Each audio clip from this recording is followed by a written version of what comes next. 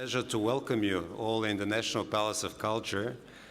I already had the chance to greet most of you yesterday during our dinner. To the rest, I say now a very warm welcome in a snowy Sofia. Dear colleagues, the COSAC chairperson's meeting marks the beginning of the parliamentary dimension of the Bulgarian presidency of the Council of the European Union. Therefore, it is my pleasure to give the floor to the President of the National Assembly of the Republic of Bulgaria, Mrs. Cveta Karajancheva, who would like to welcome you on behalf of our Parliament and start our meeting with a replica of our very own parliamentary bell. Please, Mrs. Karajancheva. You have the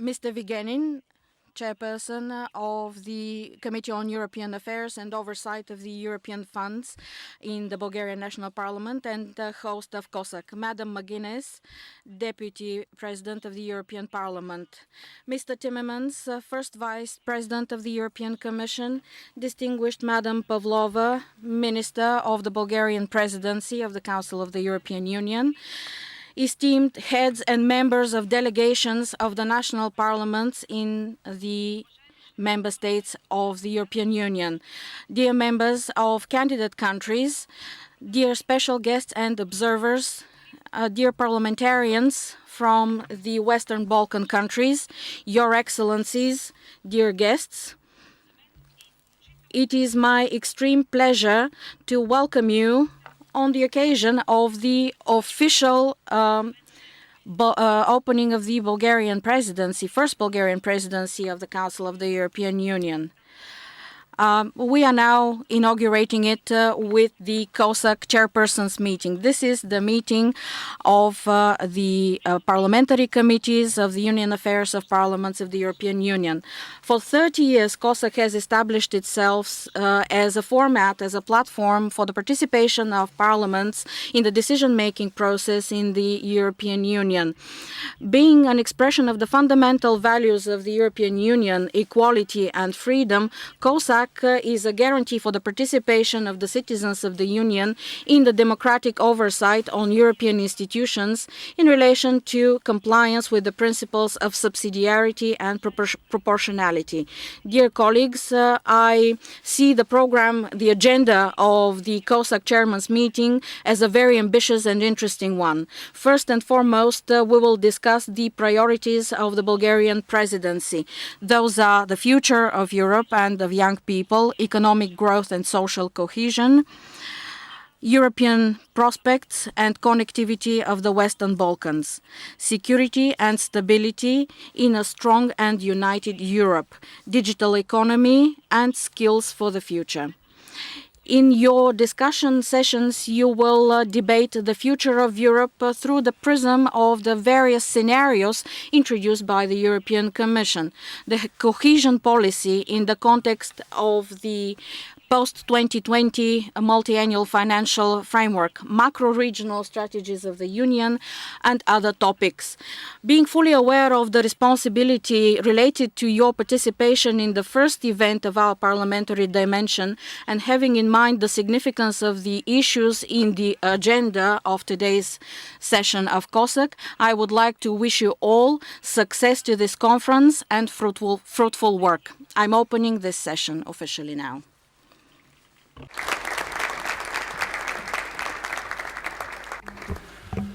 Thank you, Mrs. Karajancheva. Now, if you allow me, I would also like to add some remarks in Bulgarian, and then we'll continue. Преди всичко, First and foremost, I would like to salute Estonia and the Estonian Parliament in particular for conducting the parliamentary dimension of the Estonian presidency in an active and constructive fashion. I'm convinced that jointly with you and our Austrian counterparts, we will continue our good and fruitful cooperation within the presidential troika. We are fully aware of the responsibility and importance of the Bulgarian presidency's parliamentary dimension in times of overlapping crises and challenges when national parliaments and their members, who are directly elected by the European citizens, have a key role to play in ensuring increased accountability and legitimacy for Union actions. We Bulgarians are all familiar with the legend of Khan Kubrat and his sons. I would like to share it with you today to illustrate the meaning of the slogan of the Bulgarian presidency, "United we stand strong." According to this legend, the ancient Bulgarian ruler, Khan Kubrat, summoned his sons on his dying bed, and he told his sons to break a bundle of arrows. They were trying very hard, but none of them was able to do it. Then Kubrat unbundled the arrows and started breaking the arrows one by one. He showed his sons that if they were united, no one could defeat them, but if they separate, they would be weak. I think that this story carries a strong lesson in the present circumstances. Today, the European Union needs strength and determination to preserve its unity and live up to the expectations of its citizens in areas such as security, economy, social inclusion, environmental protection, and climate change. Our joint efforts and results will demonstrate to the citizens of the EU that the Union can adapt, that it has a sense of confidence and responsibility. This is the idea behind the contribution of the Bulgarian Parliament to the program of the Bulgarian presidency. What was unthinkable yesterday is now a necessity. Irrespectively of the complex challenges, we believe that the enlargement process towards the Western Balkan region has no alternative and will project security, stability, and prosperity in both Southeastern Europe and the European continent as a whole. As the rotating president of the Council of the EU and an immediate neighbor of the Western Balkan countries, Bulgaria is led by the concept of security and stability through cooperation and integration. We focus on extending regional cooperation and good neighborly relations and improving the links of the region with the single market of the European Union and introducing an agenda on connectivity for transport, economy, digital connectivity, and facilitating contacts between people. We welcome the Commission's initiative to discuss the structuring of priorities in the next European budget, because it is important not to go in an automatic way in defining the priorities. Those priorities should be the result of strategic vision, intelligent solutions, and achieving the right balance that will not undermine the development of traditional European policies, such as the cohesion policy and the common agricultural policy. The Bulgarian presidency of the European Union and its parliamentary dimension will work towards the increased visibility of the Danubian and Black Sea region, including through improving their connectivity on the basis of the potential of both regions.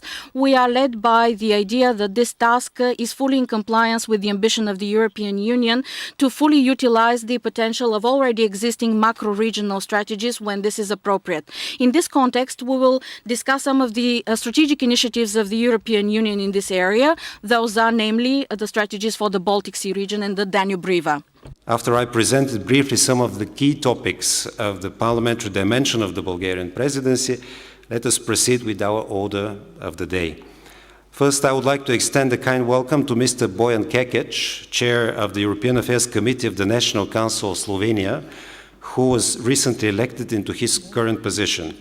I would also like to use this opportunity to welcome Mr. Jonas Eriksson from the Swedish Riksdag and Mr. Guido Wolf from the German Bundestag to their first COSAC chairpersons meeting.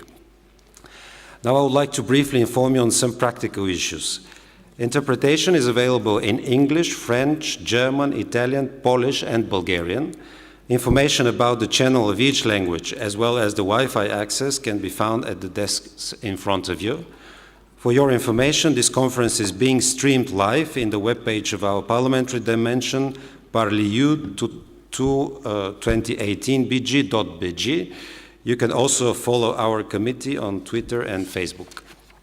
When requesting the floor, please use the colored cards that were placed in your folders. After filling in your name and chamber, please hand the cards to the designated desk. Please submit your request before the end of the speech of the last speaker in each panel. It's for practical reasons. And you can start submitting your request for the opening session now. The floor will be given to the delegates in the order in which their requests were submitted. The list of order will be displayed on the screen above. When it is your time to speak, please turn on the microphone in front of you, and you have finished, please turn it off. All the relevant documents have been uploaded on our website as well as the website of COSAC. If you need assistance with printing any of them, please refer to our staff. There is a printer outside the whole meeting room. Water and coffee are served outside the plenary room as well during the whole conference, and we kindly ask you not to bring drinks or food inside the hall. And finally, if you have any further questions, or our staff is more than happy to assist you, those are the people with the white lanyards. Dear colleagues, let us proceed now to the adoption of the agenda for the COSAC meeting. A draft program of our meeting has already been distributed to you. Let me briefly recap the agenda. First, we will start with the priorities of the Bulgarian presidency of the Council of the European Union. The second session is dedicated to the debate on the future of Europe. And last but not least, we have a third session dedicated to the EU macro-regional strategies. Let me now open the floor if there are any comments on the agenda. I don't see. So that means that agenda is adopted, and we continue our work. Now, let us move to the next agenda item, which is the procedural matters. Dear colleagues, I would like to inform you on the results of the meeting of the Presidential Troika of COSAC that took place yesterday. Letters received by the Presidency and other procedural issues. First, draft agenda of the 59th COSAC plenary meeting.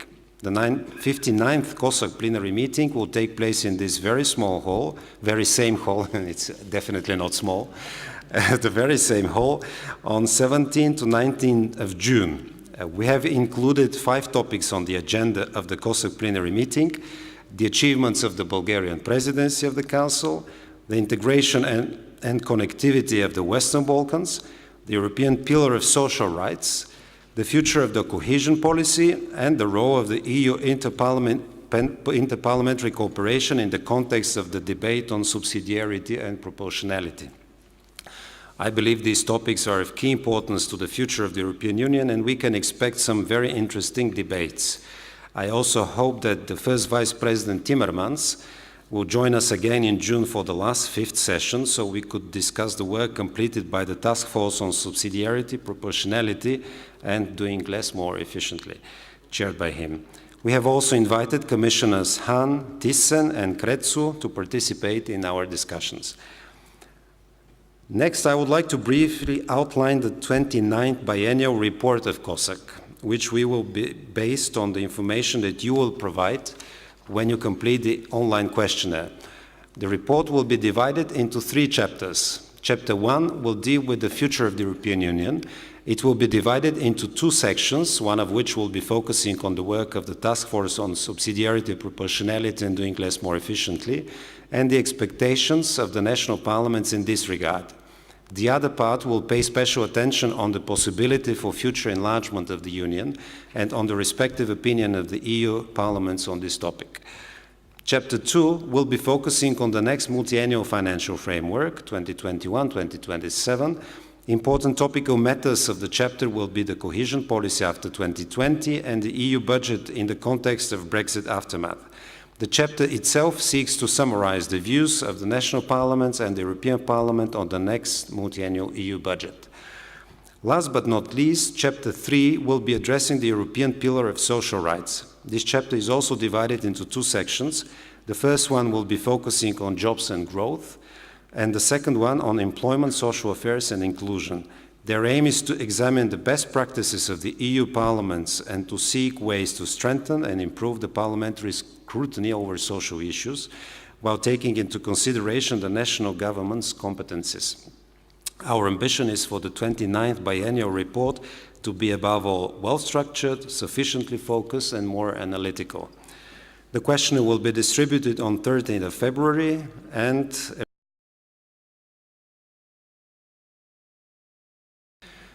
third element here, letters received by the Presidency.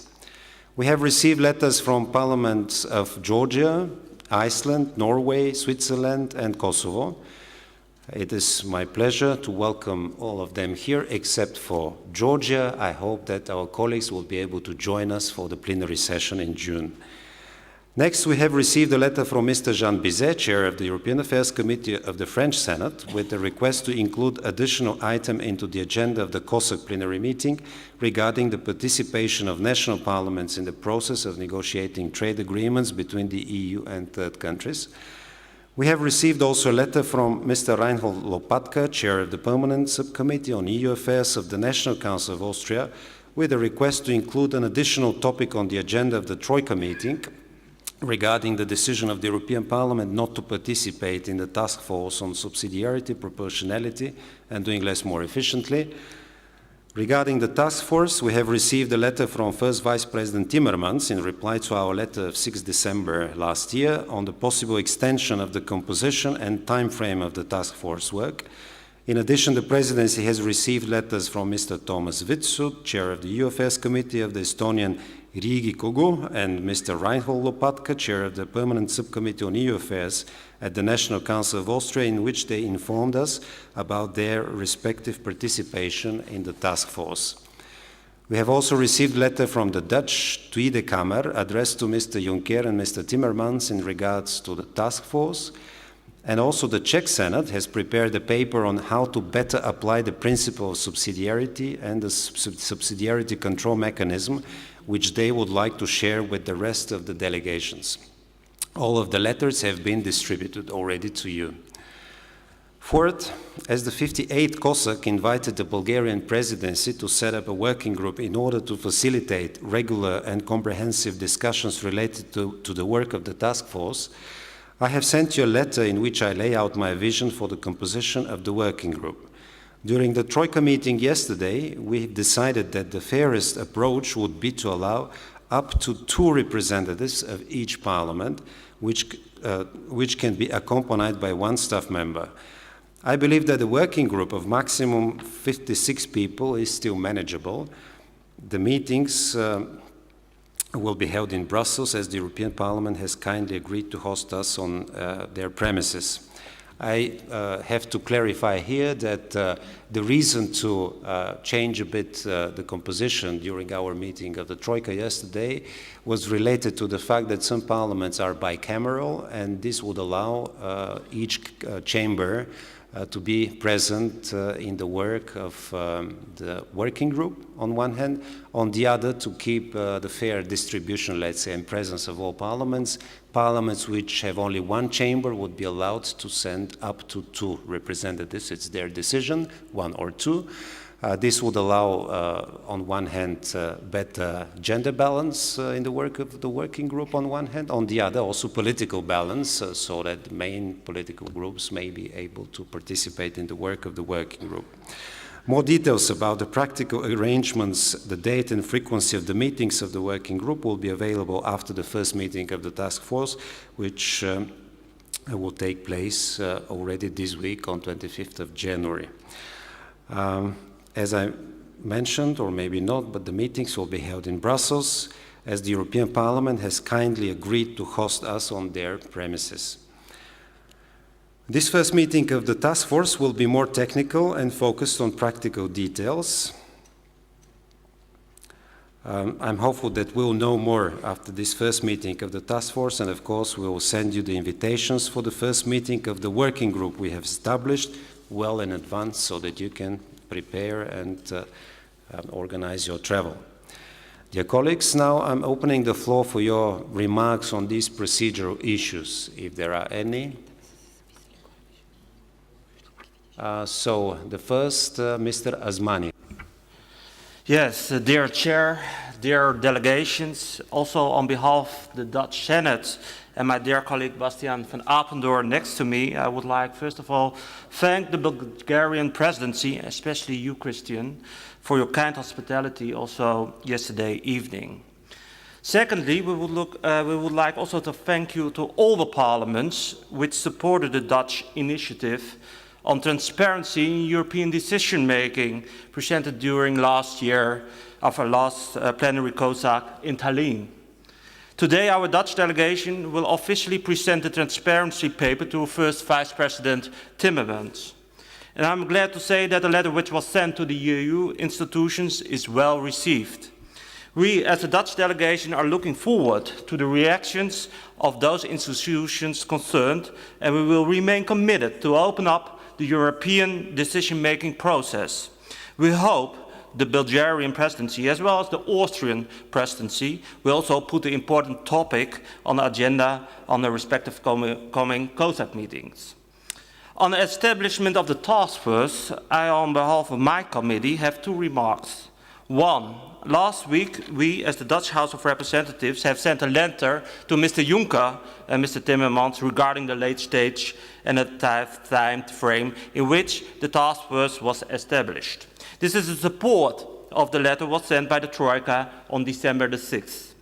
Secondly, on the working group, the Dutch delegation stresses the point of an efficient, transparent and structured working group in this regard. And of course, we will participate. Thank you very much, Mr. Chair. Thank you, Mr. Asmani. Now I give the floor to Mr. Hampel, please. Thank you, Chair. First of all, I would like also to thank you for the hospitality yesterday, today, and for an excellent organization so far of our meeting. And also, I would like to wish Bulgaria a successful period of presidency. Dear colleagues, I hope you have all received our letter introducing a paper which brings together COSAC contributions on the principle of subsidiarity and formulates recommendations to the task force on subsidiarity, proportionality and doing less more efficiently. The COSAC delegation of the Czech Senate intends to send this paper to the chair of the task force, First Vice President Timmermans, as a contribution to be distributed to the members of the task force. We chose what we believe are the least controversial issues that have already been debated at COSAC meetings in recent years, but try to build on them and draw more concrete recommendations where necessary. We don't want the paper to be understood as some kind of a mandate for the members of the task force from the national parliaments, because any such coordination should be done in the COSAC itself. I'm looking forward to further discussions on the work of the task force with all of you. Our aim now is simply to provide a concrete written contribution of the interested delegations to the task force at an early stage of its work. The paper is, of course, also free for any further use by the Troika and the COSAC. The paper is available at the document desk, where you can also support the initiative by adding your signature. We would like to send the paper to the task force by the end of January, so there is still some time for you to decide. The initiative has already received a preliminary support from quite a few chambers of national parliaments. Thank you very much for your attention and for considering our initiative. Thank you, Mr. Hempel, for your kind words and for your initiative. It will be definitely very helpful. Now I give the floor to Mr. Hajiani, please. Thank you, Mr. President. We would like to thank you for your hospitality and your welcome speech, also for the excellent organization of this meeting. We believe that the Bulgarian presidency could consult the national parliaments of the EU on the participation of a parliament from a country that is not recognized by all EU member states. We express the Cypriot objection about the participation of Kosovo at the COSAC chairpersons meeting to be written in the minutes. We also disagree on Kosovo's participation in future meetings. Thank you very much. Thank you, Mr. Hajiani. We take note of your remark. Now I give the floor to Mrs. Gabriela Crețu. You will realize that sometimes we here know more than Mrs. Crețu is not on the screen, but that would happen during the meeting probably. Please, Mrs. Crețu, you have the floor. Thank you very much. Dear friends, wishing a successful presidency to our Bulgarian colleagues, allow me to make a comment on the task force. When reading the President's decision and speaking with Vice President Timmermans in September last year, when the idea of a task force has been launched, I thought I understood what kind of attempt is this. There are 3 levels which could block a community-level initiative: European Parliament, national parliaments, and regional parliaments. Remember CETA treaty rejection in Belgium regional parliament. Involving representatives from all democratic decision levels in a mutual pedagogical activity would have prevented unnecessary problems. It is a consultation body, not a decision-making body. When listening to our debate in Tallinn and reading your letters, I changed my mind, thinking that I have nothing understood, actually. European Commission has proposed for itself doing less more efficiently, and us, national parliaments, it looks like proposing now doing more less efficiently. Please clarify. We could use the presence here of the Vice President Timmermans in order to understand better what it is about, because we speak too long for this problem. Thank you very much. Thank you very much, Mrs. Kretsu. I hope you could raise this issue during the panel where Mr. Timmermans will take part, and I hope that he will clarify this issue that you raised. So there are no other requests for the floor in this first procedural part, and if this is the case, then we move on to the next item on the agenda, priorities of the Bulgarian presidency of the Council of the European Union. Following the Lisbon Treaty, national parliaments have been given a stronger role in shaping and implementing the leading priorities of the European agenda, and in this sense we are aware of the responsibilities of the parliamentary dimension. On the 1st of December 2017, the National Assembly adopted a position on the priorities of the Bulgarian presidency.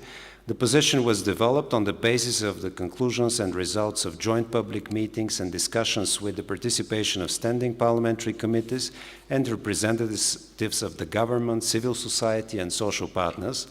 I should say that the position of the Bulgarian parliament was reflected in the final program of the Bulgarian presidency adopted by the government. Through an open and transparent dialogue with all the stakeholders, we have achieved effective institutional interaction as well as broad political and public consensus on that. Allow me, Minister Pavlova, to thank you once again for the constructive cooperation and the manner we were working in last months. You know very well the essence of the work on EU affairs as former parliamentarian and former member of the Committee on EU Affairs. Now I would like to kindly invite you, Minister, to present the priorities, please.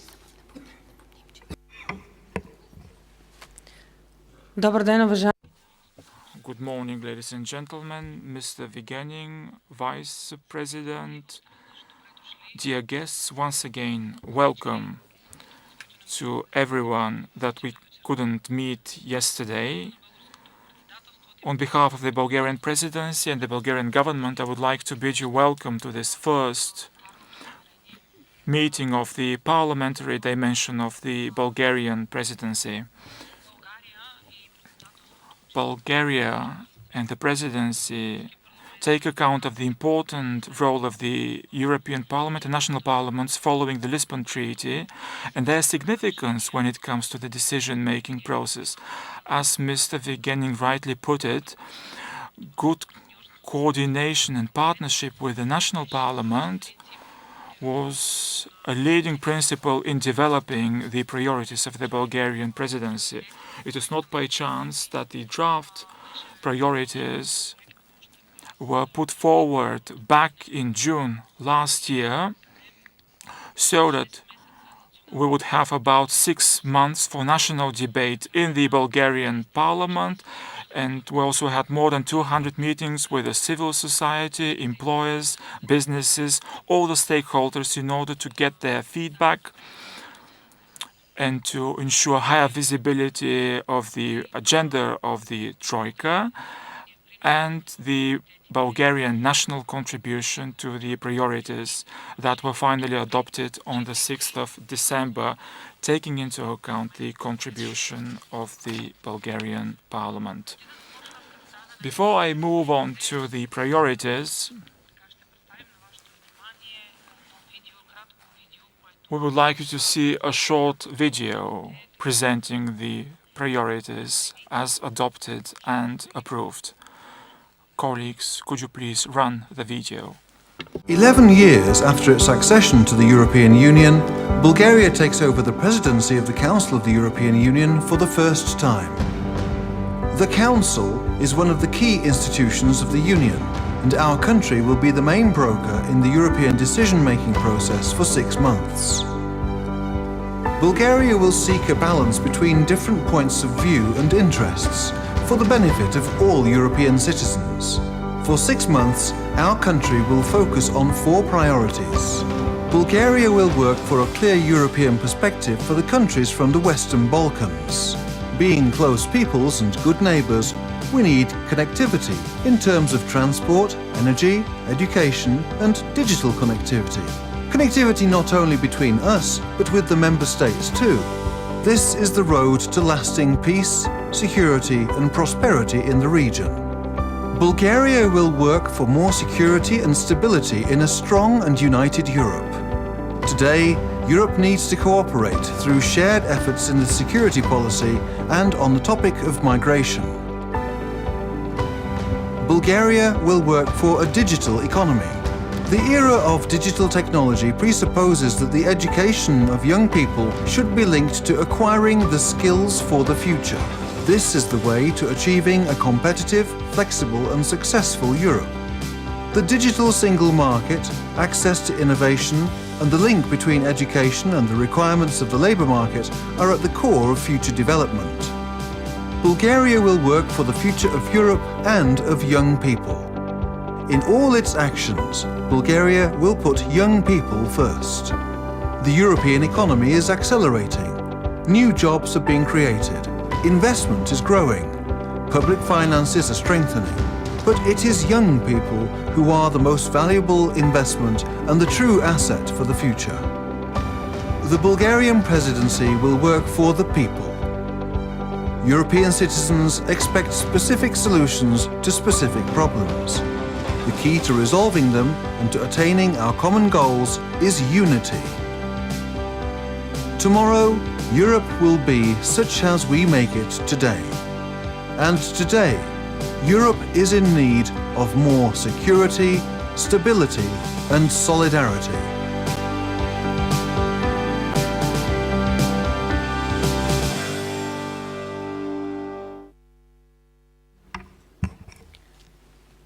Благодаря. Това Thank you. This was a short presentation of the priorities of the Bulgarian presidency. Our motto, the main message of the presidency is united, we stand strong. This message is, I hope, appreciated more than ever in Europe now. It was reaffirmed by European leaders quite recently because more than ever Europe needs unity. Unity in order to be strong, unity in order to be able to prosper and to achieve that level of development that we all need. On the desks outside you can find the whole package, the entire program of the Bulgarian presidency, for those of you who are interested in receiving it on paper. Very briefly, I will try to summarize our 4 main priorities that we identified following the debates that were mentioned. We have 4 priorities that will guide our efforts and our work over the next months. These are topics and priorities that are as open as possible, as flexible as possible, because the debate that is to be held on all those topics on the legislative proposals in the Council and following debates and tripartite meetings in the European Parliament. All this will require consensus in order to achieve decisions. We realize that some of the topics will be quite challenging because not always member states have the same position. The first priority, this is the future of Europe and young people. Here and within the framework of the debate on the Europe that we want post-2020, against the backdrop of Brexit, a very important part of this debate will be held in the upcoming weeks, and that is to say the decision on the post-2020 budget, the multi-annual financial framework, which will be presented in May. We would like to hear the opinion of all the member states, and this is why we plan to hold a series of debates at expert and political level about the framework that we expect and the common ground, the balance between a budget with a starting point of 10 to 15 billion less because of Brexit, and a budget which has to provide sufficient funds to support traditional policies like the cohesion policies, CAP, and at the same time, we are fully aware that this budget will also have to address new challenges, such as security, migration, external action and funds that were adopted, and also new challenges like climate change and others. It's exactly for this purpose that we will start with a high-level meeting in Sofia on the 9th of March, a meeting of finance ministers involved in this process. This will be a platform where we will be able to hear all different positions when we'll try to find the common ground in order to achieve more with less. We'll discuss the system of traditional owned resources. I think that this is a very important debate which will allow us in May, when the draft multi-annual financial framework is published, to make sure that it will be adopted as quickly as possible, because 2018 is the last year of active work of the institutions, both the Parliament and the European Commission, before elections in May 2019. So our ambitious task is to make sure that we adopt the bulk of legislative proposals and decisions in 2018. The second priority, which is the largest one in Europe, and not only in Europe actually, this is security and stability. This topic is very important in several aspects. One of them is security of external borders of the EU.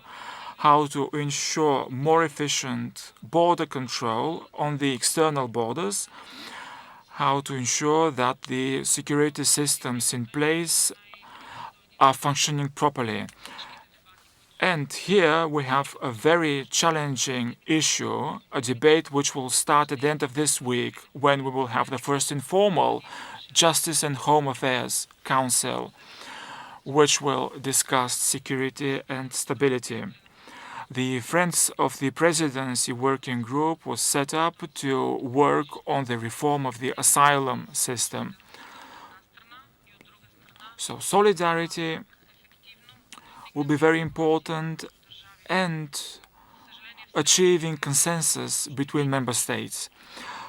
Unfortunately, we still have diverging views which hamper a consensus on the reform to the Dublin regulation. And the system that we will build from now on, in order to be efficient, will try to address the aftermath of the influx of migrants, and will try to make sure that we work as efficiently as possible and will try to use all the mechanisms and funds in order to make investments in Africa and the respective countries.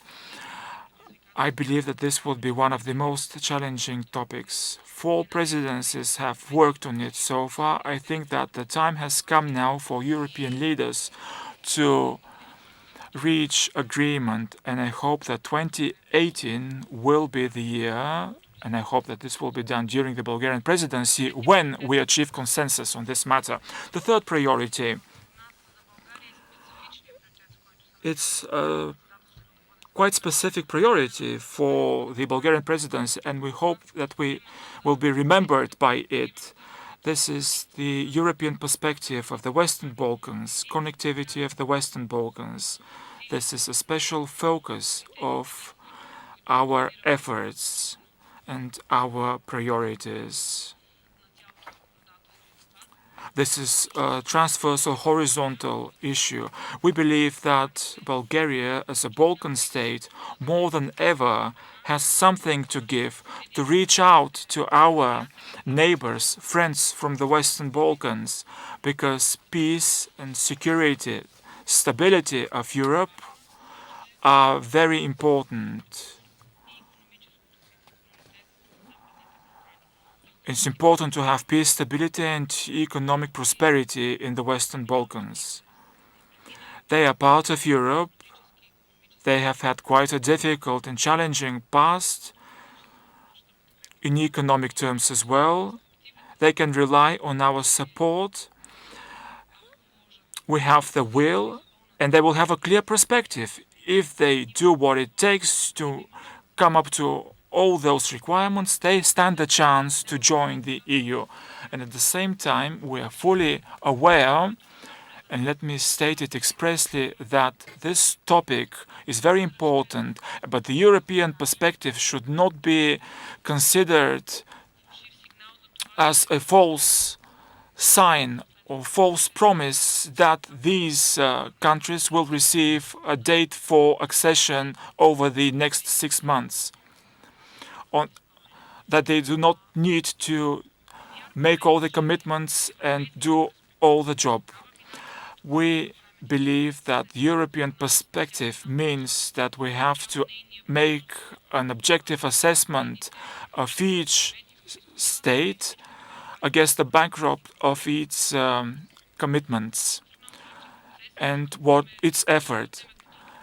And we think that this process will take years. Over those years, we believe that peace and prosperity require good connectivity. This is why we coupled the European perspective and all the political commitments for the European perspective of these countries have to be coupled with connectivity.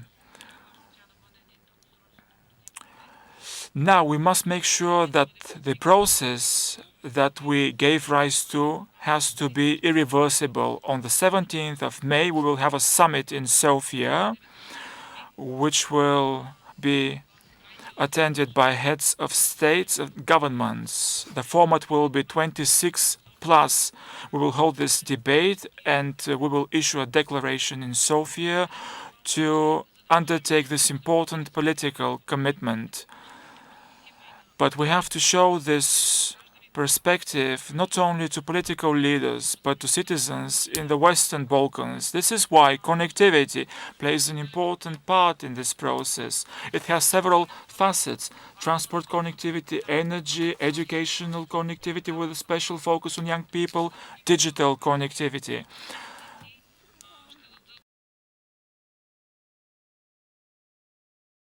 Allow Western Balkans to be integrated in the common European transport corridors and in the systems of the economic development of the region. In addition to our focus on the Western Balkans and the digital agenda, the fourth priority is the digital economy, digital skills, the digital market. This is a very important topic. We highly appreciate the efforts and success of the Estonian presidency, for which the digital agenda was a top priority. They have made quite a significant process, but there are still a lot of files and legislative proposals to work on. We truly believe that the digital market and its efficient functioning, the plan is that for the digital market to start functioning in 2018, we will do our best, and we hope that over the next months, the colleague involved in this issue will reach a compromise on the legislative proposals aimed at personal data protection, the free flow of data, copyright, cybersecurity, and the cybersecurity legislation, and the package related to the functioning. We are talking about 15 legislative files, as a result of which the single digital market will be able to start working. This is a very important priority for the Bulgarian presidency. So these are our efforts concerning more than 120 legislative files that we inherited from the Estonian Parliament. We have 1,500 experts directly involved in the activities of the presidency.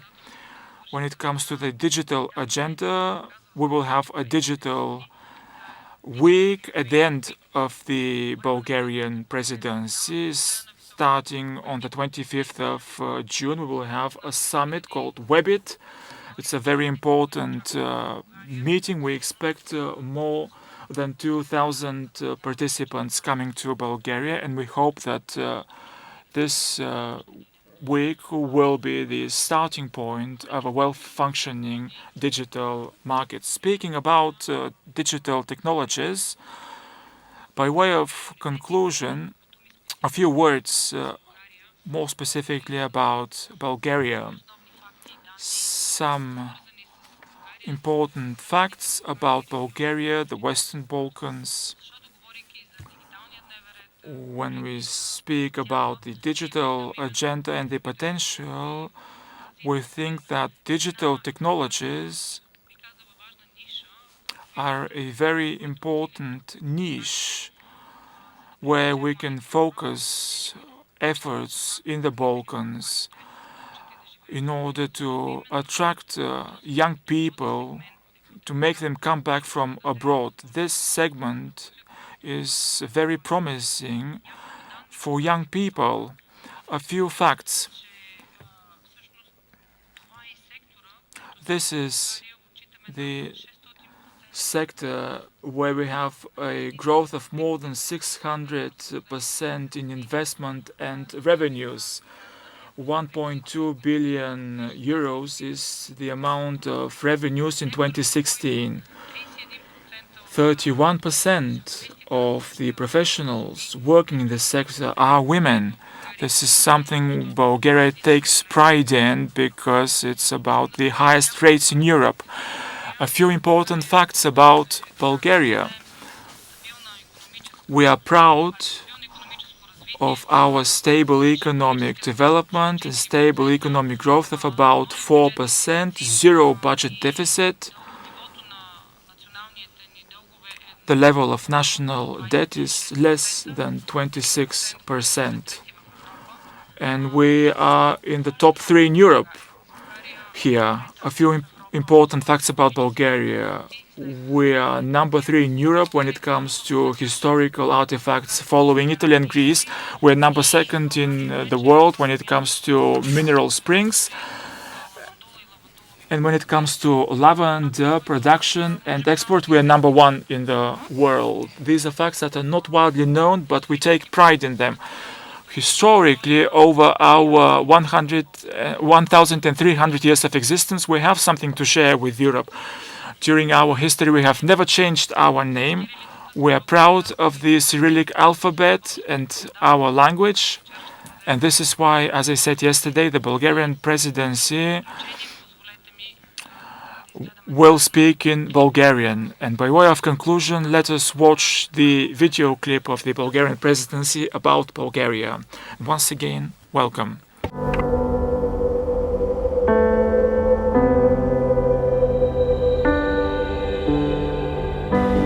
Bulgaria.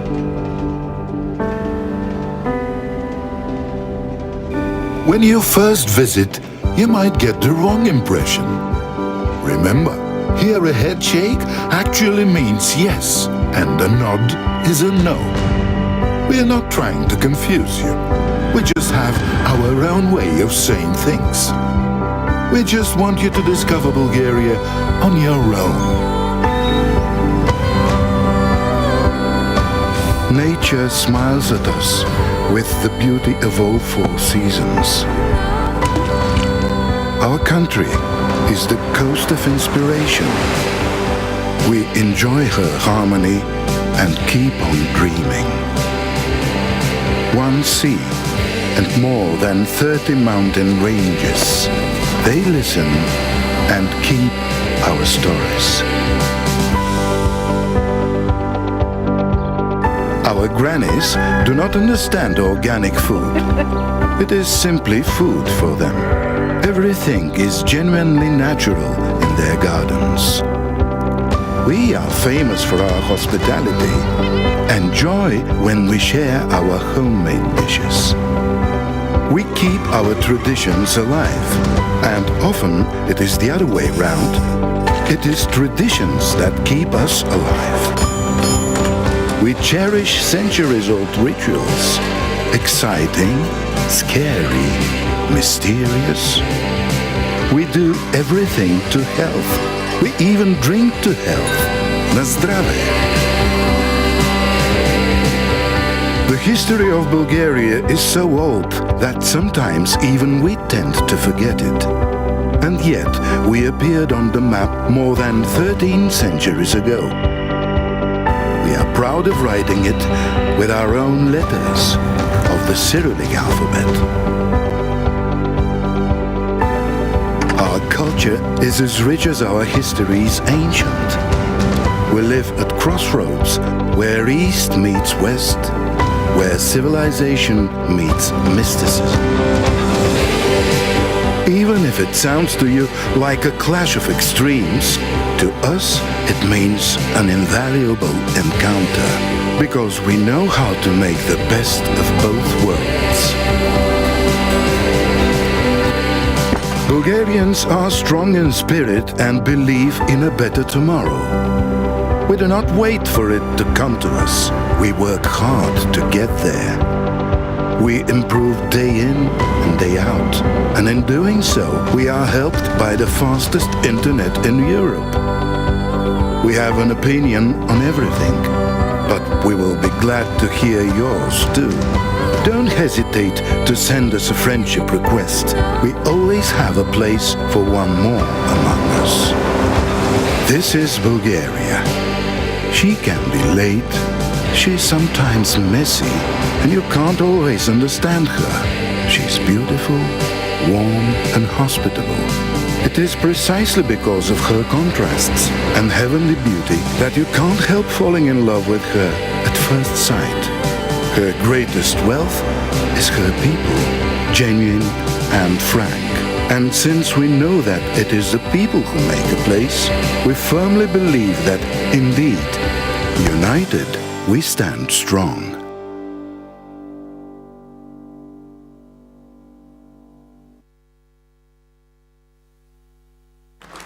Well, excellent video. Thank you, Minister Pavlova, for this video and, of course, for the information you shared with us. And now we may move to the panel discussion. As you know, it might be quite annoying, but we have to be very strict with the time. We have 17 colleagues who requested the floor. No more requests will be accepted. I think we can allow still 2 minutes for each intervention. And since we have to be quite strict, you will not be able to follow your time on the screen, but I will. So 15 seconds, let's say 1 minute 45 seconds, when you complete 1 minute 45 seconds of your speech, you will hear this bell. And that means you must prepare to finalize your speech. So, first of all, Mrs. Evelina Vasileva, Deputy Chair of the European Affairs Committee of the Bulgarian National Assembly, please. Благодаря, уважаеми господин Вигенин. Thank you, Mr. Vigenin. Thank you, colleagues, excellencies, esteemed guests. First of all, welcome to Bulgaria. I hope that you feel at home here among friends. For Bulgaria, the presidency of the Council of the European Union is a historical moment. Now, this year is the 11th year of our membership in the European Union. And for the first time ever, we are presiding over the Council of the European Union. For these 11 years, I can say that the Bulgarian citizens remained Euro-optimists. I would like to thank Minister Pavlova for presenting the priorities of the presidency. They are the result of wide debate among all the stakeholders and are accepted by the Bulgarian society as a whole. I may say that the National Assembly was involved since the very beginning in the discussion of the priorities, since 2016, when the first draft was adopted by the Council of Ministers. It was presented in the Committee on European Affairs and Oversight of the European Funds in the National Assembly and afterwards in other committees. Before adopting the agenda and priorities in December, we also adopted our position before that, and that position was a reflection of our views on the participation of the executive power. We know what the priorities are. They are very clear, they are very precise, and they reflect the challenges of our reality. The future of young people, the perspective of the Western Balkan countries, security, stability, the digital economy. Yes, we are responsible people and we are closely involved in participating in all the activities and contributing to the security and stability of Europe. I wish you all success, and as a deputy chairman of the Committee on European Affairs in the National Assembly, I can guarantee that we in our committee in the National Assembly will be a constructive and reliable partner of the government that is led by Prime Minister Borisov. Thank you for your attention. Vasileva, now I give the floor to Mr. Adrian. Thank you, Mr. Chair, dear colleagues, ladies and gentlemen. Montenegro strongly supports Bulgarian priorities. We are very happy to hear that important task in forthcoming period on the EU agenda will be the EU integration of our region. The EU membership is our most important strategic goal. We conclude 2017 when 30 opened and 3 closed chapters. Within 2018, we expect to open all the chapters and start to achieve measures for closing of some chapters. From different European addresses, it is pointed out that Montenegro has recorded a good integration result and has earned the trust and support of the EU in the member states in achieving EU membership. Thank you for that. We truly appreciate your support. We also believe that EU membership depends solely on the individual achievements of each candidate country. It is expected that the February strategy for the Western Balkans will contribute to Montenegro's swiftly finalization of European integration process. EU accession timeline set for Montenegro and Serbia as a front runners should be accompanied by a clear roadmap linking this process with tangible progress. Montenegro took this message seriously, and we have been already made efforts in achieving concrete results in the field of rule of law, fighting corruption, organized crime. We consider this process as more impact-oriented than self-oriented. We want that EU integration process helps us to build a secure society with economic growth and social stability decent to live. In the end, I would like to thank to our hosts and wish them a fruitful and successful work in forthcoming 6 months. Thank you very much. Thank you very much. Now I give the floor to Mr. Kamal Shaker. Thank you very Thank you very much, Chair, dear friends, dear colleagues. I'm pleased that Bulgaria's priorities reflect the similar priorities as those pursued by Slovenia and its representatives in their activities within the EU institutions and various political forums. One of the issues that we all consider particularly important for the future of the European Union is certainly the enlargement to the Western Balkans. Let me add that the National Assembly hosted 2 Bulgarian guests in the past week. The first one was the European Commissioner for Digital Economy and Society, Maria Gabriel, who met with the members of the Committee on the EU Affairs on Thursday for a highly interesting and fruitful debate about EC plans for digital agenda of the European Union. On Friday, just before leaving to the COSAC, the members of the Committee on EU Affairs and the Committee on Foreign Policy received the Bulgarian ambassador Dimitri Abagiev, who presented Bulgaria's priorities and obtained an extremely positive response from our MPs. We wish you a very successful presidency, and I would like to express Slovenia's full support in addressing the challenges. Thank you very much, Mr. Shakir. Now I give the floor to Mr. Malik Asmani, please. Thank you, Mr. Chair, and thank you, Mr. Pavlova, for presenting the priorities. It's an ambitious program, and I wish you a lot of success. I have one question, I can be briefly. How will make the Bulgarian presidency further steps in difficult issues? Like you mentioned, the enlargement of the Western Balkans, migration, and especially, of course, the Dublin regulation.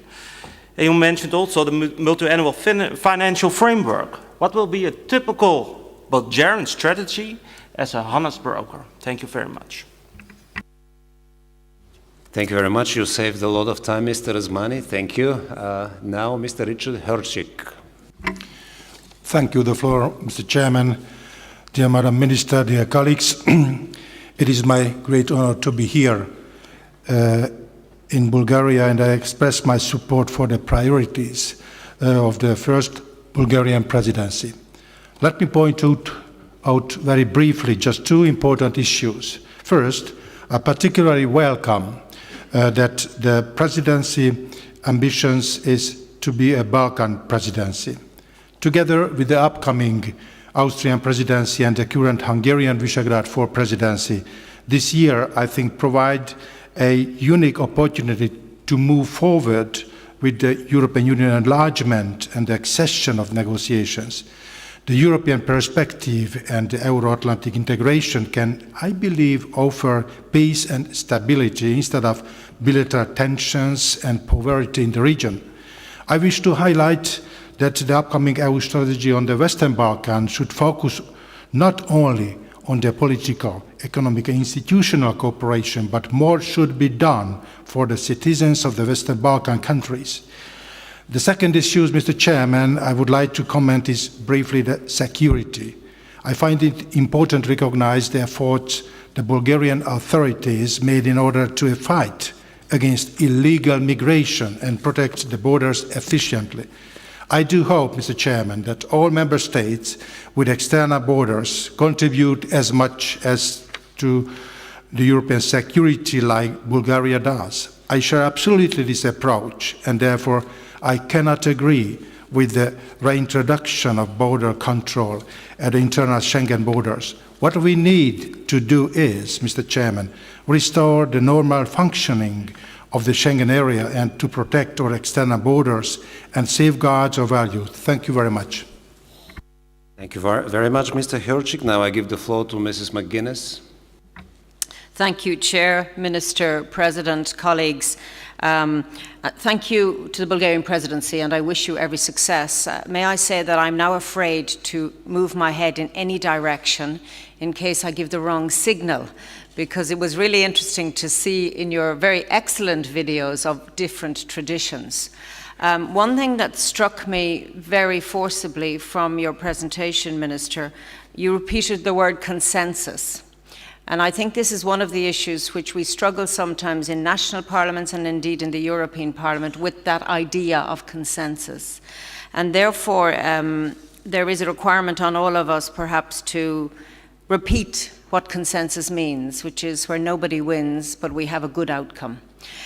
So on those very key priorities you have outlined, I think your focus on the Balkans is well placed, so that Europe, despite Brexit, is not turning inwards. It also has a wider perspective towards enlargement and support. Secondly, and in that context, your comments about Africa are very pertinent in relation to the ability of Europe to have strong borders, to deal with the migration crisis, but to acknowledge that we cannot do that by closing their borders and doing nothing else. It is our greatest challenge. And perhaps can I link that with your idea of youth and the engagement with young people and the future of Europe. There is no doubt that young people tend to be more supportive about the European project because many of them were born into a time where Europe existed.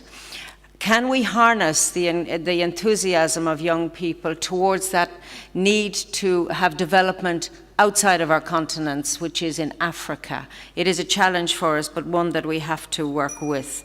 And finally, on the digital economy, I'm very impressed with your own records here and taking on from the Estonian colleagues as well. This is a key issue for the development of all our regions. Thank you. Thank you, Mrs. McGuinness. Now I give the floor to Mr. Bizet, please. Merci, Monsieur le Président. Thank you, Chairman. We would like to wish Bulgaria all the best for its presidency. It's beginning at a better time for the European Union, but the challenges are still sizable. Brexit is monopolising our work at the moment. We would like a withdrawal, but we need to take into account the rights of citizens, the situation in Ireland, and the financial settlement.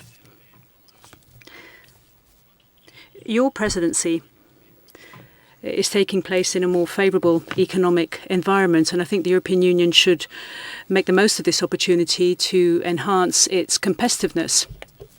And we will support your initiatives when it comes to cybersecurity, artificial intelligence, or the digital agenda. In these areas and in many others, we need to create European champions, but that means that we need to adjust competition and competitiveness rules. We need to strengthen the Eurozone, and we will support your initiatives when it comes to having an effective migration policy by enhancing control at external borders. We hope that there will be a constructive debate on the next MFF. Brexit and the budgetary context gives rise to certain concerns. The CAP and cohesion policy need to be preserved, and we need to strengthen our own resources, and we support your efforts in the Western Balkans, but I think priority should be given to promoting the rule of law and enhancing institution building. Finally, we need to pay special attention to the situation in Ukraine and its relations with Russia, which remains an important part of bearing in mind the challenges that we face. Give the floor to Mr. Meyer, please.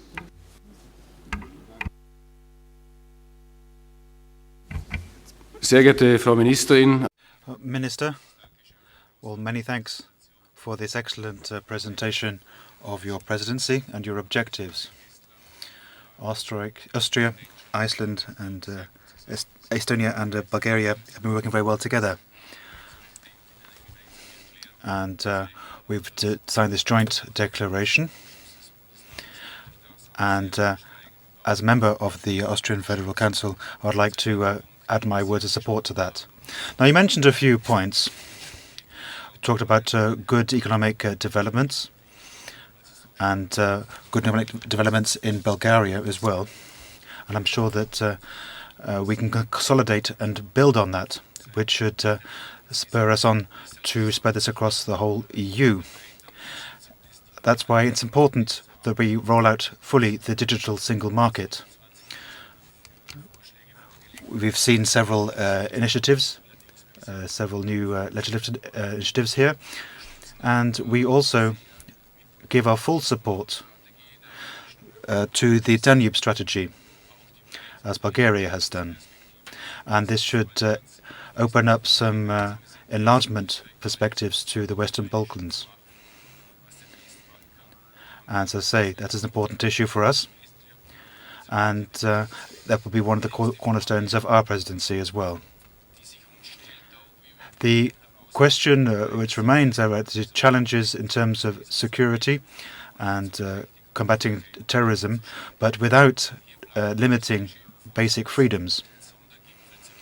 We want to have a special summit on Homeland Security on the 27th of September.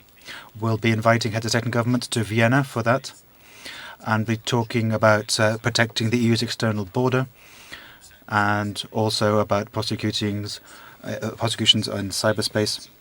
And migration will also be an issue for the future.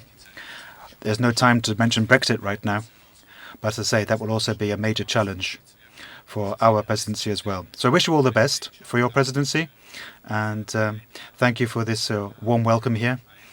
And as I say, united we stand strong. Thank you.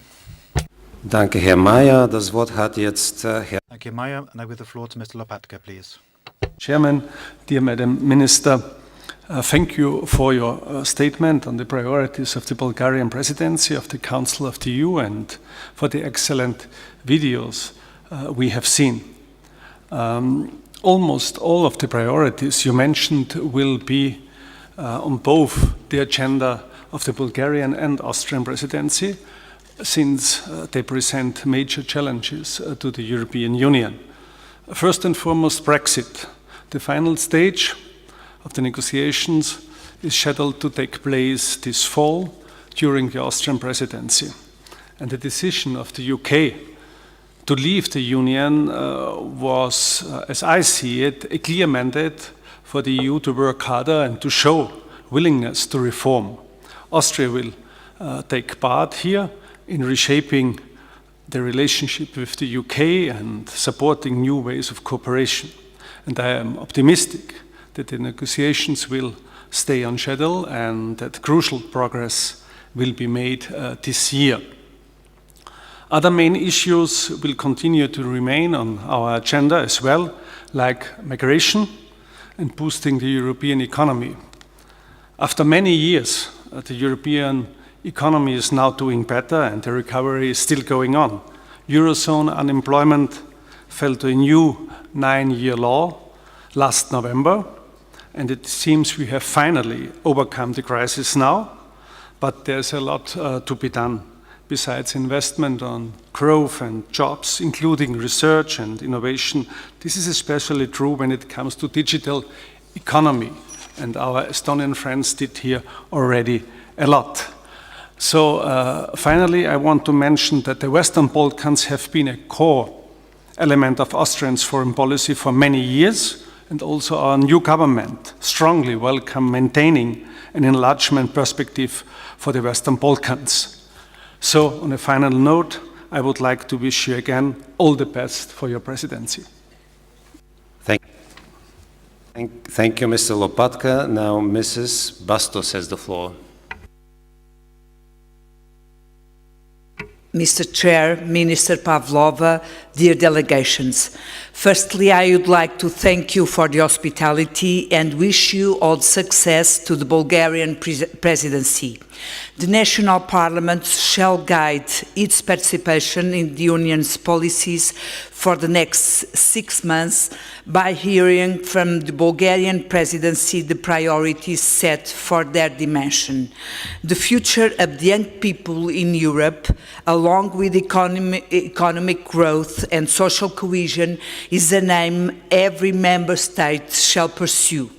Tackle the unemployment of young people, adopting new jobs for the digital economy, using information and communication technologies and education systems to acquire skills for the future will grant the access to the labor market.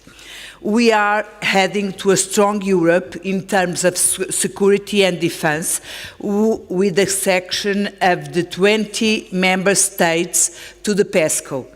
But this security must hand in hand with solidarity in joint efforts to solve the problems resulting from migration, with impact in information and data exchange.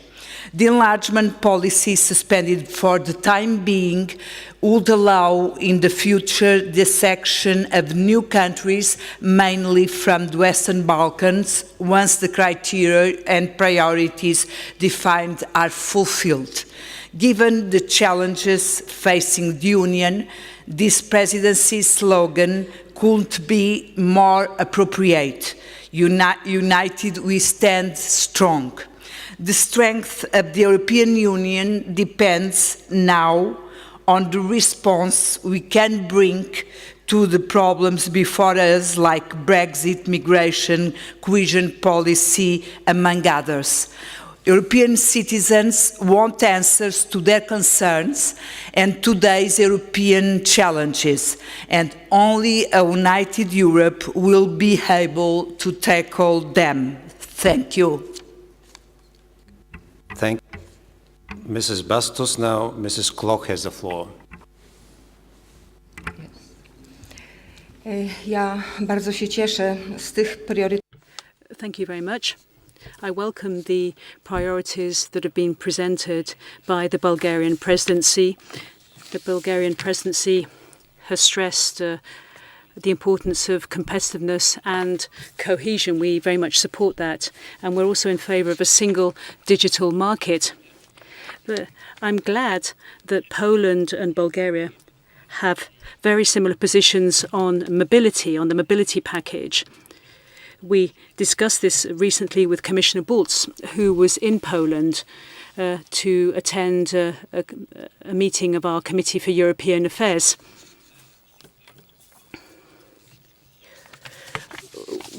We need to look at transport in a very flexible way. We need to be rational when it comes to our planning for the sector. So we support the Bulgarian approach. With Mrs. Commissioner Bulc, we talked about macroeconomic strategy, in particular in relation to the North-South link. We've got the Baltic strategy, we've got the Danube strategy. But what about the Carpathian strategy? That's still missing. And we will endeavour to focus on that as well. And I'm glad that the Bulgarian presidency will pay special attention to energy security. We need to revisit the gas directive in order to apply the third package on Nord Stream 2.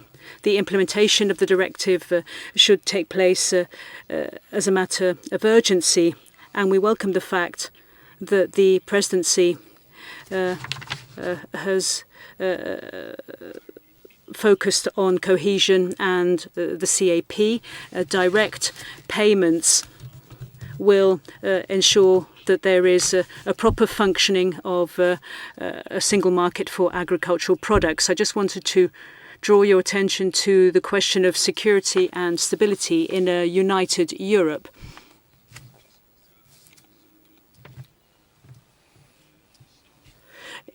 We need to have a more effective return policy. We need to have better protection of our borders. We are against the relocation system being proposed, and when it comes to extending our horizons towards the Western Balkan, we're in favour of that. Of course, Brexit is a concern that we share. But the main thing at the end of the day for us is dialogue, mutual understanding and respect. And these are the values that unite us. Mrs. Sigurd Björnsdottir, please. Thank you. First, I would like to thank the Bulgarian presidency for the kind invitation to attend this COSAC meeting in beautiful Sofia, my first COSAC meeting as a new chairman of the Foreign Affairs Committee in Iceland. COSAC is an important venue for Iceland, and we truly appreciate being able to participate in the important discussion we will enjoy today. I want to stress how valuable it is to be able to maintain a close contact between the national parliaments of the European Union and the Parliament of Iceland, and truly looking forward for our discussion today. As the youngest member of the Icelandic Parliament, I am especially pleased with the emphasis the Bulgarian presidency puts on young people and how important they are for the future of Europe. I also would like to wish you a successful presidency. Thank you. Thank you very much, Mrs. Sigurd Björnsdottir. Now I give the floor to Mr. Bourlange. Merci. Thank you. Thank you, Chair. I would like to echo other speakers in thanking all our friends in Bulgaria and the Bulgarian presidency for giving us such a warm welcome. In terms of the priorities, I followed what Madame Pavlova said with great interest. And I think having 4 priorities is very good. But 1 priority would be even better. I think you need to come up with something which is subjects which are of direct concern to us, but subjects which are concern to us now. Now, among these 4 priorities, I think you need to give a special place to everything to do with people moving around, with asylum, migration, integration. I think this is a topic on which our citizens across Europe are expecting results from us. It's not going to be easy, as Madame Pavlova said, because we don't all agree on that. We don't all take the same approach. But it's not because it's difficult that we should not try to get some good results. I think the angle we should take is to start out with the Dublin Convention and the rather unfair conditions it creates for certain people. I think we aren't concerned this directly in France. It concerns more the southern member states who are more in direct contact with these migrant flows. So I think the Bulgarian presidency should think about solidarity mechanisms that we could put into place. We need to show solidarity to these countries on the front line. And as the European Union, we should think about how, in preparing the next multi-annual financial framework, we should think about integration. We should make this a budgetary priority. Member states who deal with a certain amount of migrants, with a huge burden in terms of dealing with them, those countries need to be shown solidarity by the European Union. I think this is an idea that our Bulgarian friends should look at. So all the best for your Bulgarian presidency. Thank you. Merci, Monsieur Bourlange. Now I give the floor to Mr. Madison, please. Thank you, Mr. Chair. First of all, thank you for Bulgaria. So nice hospitality for the nice dinner last night, and I'm really glad to be in Bulgaria first time, but not the last time, so that's soon again. About the program for the next 6 months, we are very glad also from Estonia that you took over the digital economy that we started last year. Unfortunately, we didn't manage to get the result for all the files, but luckily we have a Bulgaria who takes it over.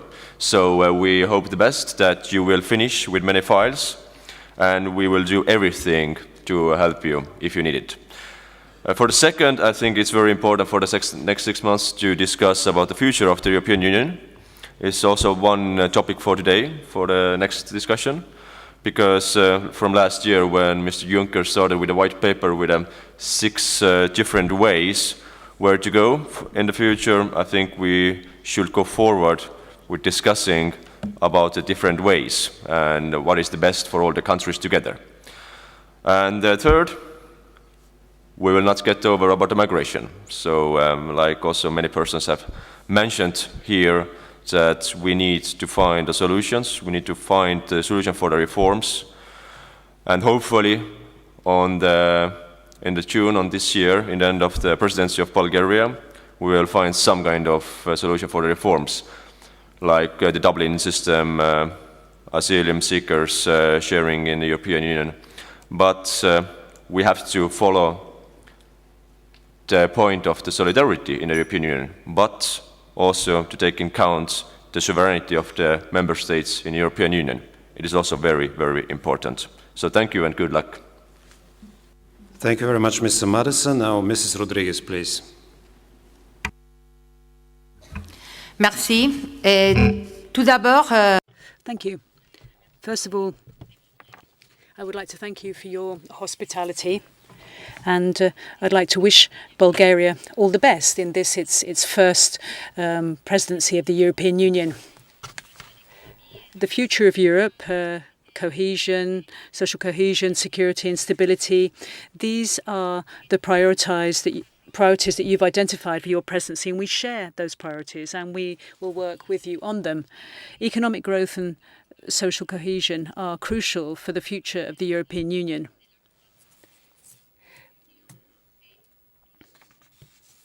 Although the economic situation has improved, there are still a number of challenges. For example, high levels of unemployment, low growth rate of salaries, in particular amongst young people, and the need to extend essential public services such as education and health. Those services were cut and limited during the economic crisis. These issues are very important when it comes to ensuring that we have a stronger Europe based on a strong social pillar. And the European Union also needs to adjust to technological change, and we need to concentrate our efforts on the creation of the single digital market. And I think it's an excellent idea by the Bulgarian presidency to continue the work started by the Estonian presidency at the Digital Summit. And when it comes to security and stability, we need to find better solutions, more effective solutions in relation to a common asylum system, on returns, readmissions.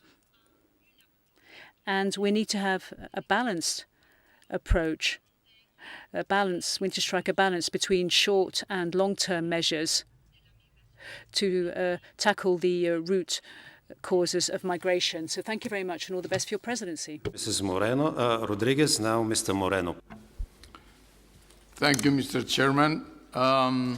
You know that the traditional position of Spain is contrary to the inclusion of the territory of Kosovo in the EU enlargement process, and does not accept the WB6 format since it includes such territory in equal footing with the countries of the region. Accordingly, first, we are in agreement with President Juncker that the enlargement strategy should focus on prepared countries, Serbia and Montenegro. We support a rapid and solid negotiation with them, pursuing at the same time the preparation of the other candidates, Albania and former Yugoslav Republic of Macedonia. Second, the enlargement strategy is applicable to those countries that are recognized by all member states. So it's unacceptable the attempt to include an entity that is not recognized by all member states. In any case, it is not acceptable to mix enlargement with the stabilization and association process. Third, accordingly, we disapprove the concept and therefore we do not accept the existence of 6 states. That's why we see with much concern a summit in Sofia with this WV6 framework, a framework that we do not understand, we do not accept, and which in no case has anything to do with the enlargement strategy. Fourth, we think that the conference must take place between states, so the issue enlargement can be addressed, that the WB6 format is unacceptable, and that therefore, in this format, enlargement is out of question. Should the matter nevertheless to put to discussion, Spain will not participate. If it is finally decided to put aside the enlargement issue and its focus in topics such as security or infrastructure, we would study our presence after consultation with Serbia in this respect. In any case, I wish you a successful presidency. Thank you so much. Thank you, Mr. Moreno. We take careful note of your remarks and will further discuss this issue. Now I give the floor to Mr. Gulpinar. And please. Dear colleagues, as the chairperson of the EU Harmonization Committee of Turkey, I greet all of you with respect on behalf of our parliament. First of all, I wish success and good luck to Bulgaria in holding its first ever EU presidency. We consider Bulgarian presidency as an important opportunity that will give Turkey-EU relations a boost through a constructive and a future-beholding agenda. Although Turkey-EU relations have been through some difficulties lately, as a negotiating candidate country, Turkey strongly retains its aspirations towards EU membership and works rigorously for this end. Membership remains our strategic goal, and it is high time to review and strengthen our relation. Turkey is aware of its responsibility for the construction of the future of Europe and has the strong will that is necessary. In Turkey-EU relations, when there is more empathy and more prudency, there is always more understanding and more cooperation. Acknowledging this fact, Turkey continues to pursue cooperative dialogue at all levels. The enlargement policy is doubtless one of the most successful foreign policy instruments of the EU. We expect Bulgaria presidency to contribute to the relations in its neighboring region, in particular candidate countries. In this context, we believe that there is no alternative for the EU and Turkey other than carrying their relations forward. Today, the potential benefits of Turkish accession have become significant more than ever. In fact, we saw concrete positive results of Turkey-EU togetherness both in the refugee crisis and in the fight against terrorism. In this framework, our most important expectation from the Bulgarian presidency is the strengthening of Turkey-EU relations and increasing the dialogue. Thank you. Thank you, Mr. Gulpinar. Now, Mr. Hampel. Thank you, Chair, for the floor. Dear colleagues, I think Bulgarian presidency picked up important priorities for the presidency. We at the Czech Senate specifically appreciate the issue of Western Balkans. It is our long-term position that stability and healthy development in that region is very important for all of us in the EU, for our security and stability. The European perspective of the Western Balkan countries is essential for stabilization of this region and for EU values promotion there. We believe Bulgaria is well suited for catalyzing significant progress in this area, both because of its location and historical ties. We wish you all success in this, and we are ready to help if possible. I would like to ask what specific progress do you expect to be achieved on this front during your presidency, and what you expect to leave for Austria after you. I also want to mention briefly that we strongly support the principle of solidarity in the issue of mass migration. We just need to overcome a situation of being stuck with the idea that the only possible form of this solidarity is shuffling thousands of asylum seekers around EU member states. Thank you for your attention. Thank you, Mr. Hampel. Now, Mr. Benešík. Thank you for the floor. Ladies and gentlemen, dear colleagues, firstly, let me express the Czech Republic's support for the Balkan countries in their efforts to integrate into the European Union. Peace, stability, and prosperity of the Western Balkan states is strongly connected with the stability of the rest of Europe.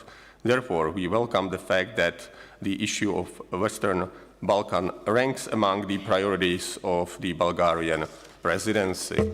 If there is a need and room for a particular contribution of the Czech Republic that would bring the Western Balkan countries closer to the European Union, we are ready and glad to assist.